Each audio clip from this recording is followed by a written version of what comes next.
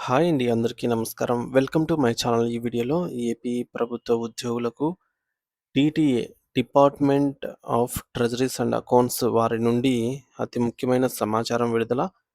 దీనికి సంబంధించిన పూర్తి వివరాలు ఈ వీడియోలో తెలుసుకుందాము. వీడియో అయితే ఎక్కడే గానీ స్కిప్ చేయకుండా ఎండ్ వరకు చూసేయండి. అప్పుడే ఇన్ఫర్మేషన్ పూర్తిగా అర్థమవుతుంది. అలాగే వీడియో చూస్తున్న ప్రతి ఒక్కరు లైక్ చేయండి ఫ్రెండ్స్. ఈ వీడియోని తోటి ఉద్యోగ, పెన్షన్ మిత్రులతో అయితే షేర్ చేయండి. కొత్తగా మన ఛానల్‌ని చూస్తున్నవారు ఇంకా ఎవరైనా సబ్స్క్రైబ్ చేసుకోనట్లయితే వెంటనే మన ఛానల్‌ని సబ్స్క్రైబ్ చేసుకోండి. సబ్స్క్రైబ్ చేసుకోవటం వల్ల నేను చేసే వీడియోస్ అన్నీ మీ వరకు రీచ్ అవుతాయి.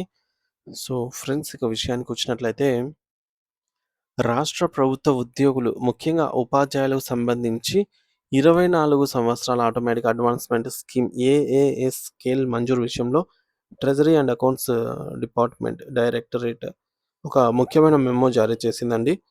పదోన్నతులు లభించక ఒకే పోస్ట్‌లో దీర్ఘకాలంగా పనిచేస్తున్న ఉద్యోగుల నైరాశ్యాన్ని తొలగించడానికి ప్రవేశపెట్టిన ఈ పథకం మంజూరు ప్రక్రియలో కొన్ని కీలక మార్పులు చోటు చేసుకున్నాయి.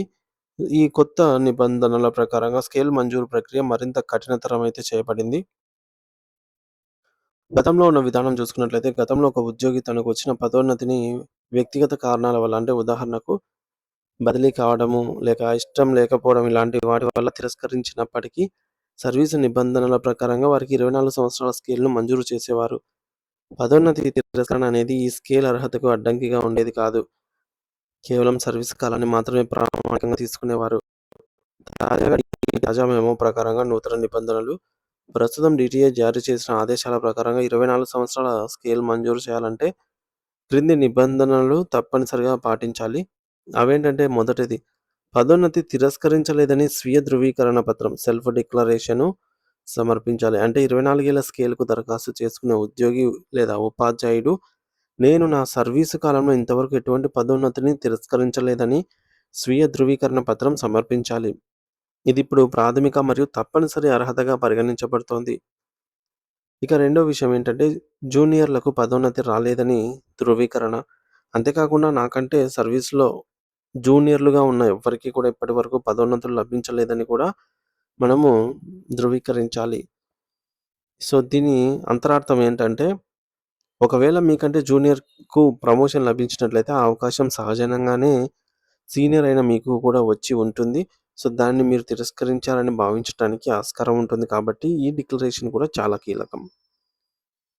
ఇకపోతే డ్రాయింగ్ అండ్ డిస్బర్సింగ్ ఆఫీసర్ యొక్క బాధ్యత ఏంటి అన్నట్లయితే ఉద్యోగి సమర్పించిన ఈ 2 ధృవీకరణ పత్రాలపై సంబంధిత డీడీఓ తప్పనిసరిగా ప్రతి సంతకం, అంటే కౌంటర్ సైన్ అయితే చేయాలి. డీడీఓ కేవలం సంతకం చేయడమే కాకుండా ఉద్యోగి యొక్క సర్వీస్ రిజిస్టర్ ఎస్ఆర్‌ను క్షుణ్ణంగా పరిశీలించి ఆ డిక్లరేషన్ వాస్తవమేనని నిర్ధారించుకోవాల్సిన బాధ్యతను కూడా కలిగి ఉంటారు. మంజూరు ప్రక్రియ పైన పేర్కొన్న అన్ని నిబంధనలను పాటించి ఉద్యోగి నుండి స్వీయ ధృవీకరణ పత్రాలు పొంది వాటిని డీడీఓ ధృవీకరించిన తర్వాత మాత్రమే ట్రెజరీ అధికారులు ఆ దరఖాస్తును పరిశీలించి 24 ఏళ్ల స్కేల్‌ను మంజూరు చేయడం జరుగుతుంది. అయితే ఈ మార్పుల ప్రభావం మరియు ముఖ్య గమనికలు చూసుకున్నట్లయితే పదోన్నతి తిరస్కరణకు ప్రతికూలత. ఈ కొత్త నిబంధనల వల్ల భవిష్యత్తులో పదోన్నతి తిరస్కరించే ఉద్యోగులు 24 సంవత్సరాల ఆర్థిక ప్రయోజనాన్ని కోల్పోయే ప్రమాదం ఉంది. డీడీఓలపై పెరిగిన బాధ్యత. తప్పుడు డిక్లరేషన్‌పై సంతకం చేస్తే భవిష్యత్తులో డీడీఓలు కూడా బాధ్యులయ్యే అవకాశం ఉన్నందున వారు మరింత జాగ్రత్తగా వ్యవహరించవలసి ఉంటుంది.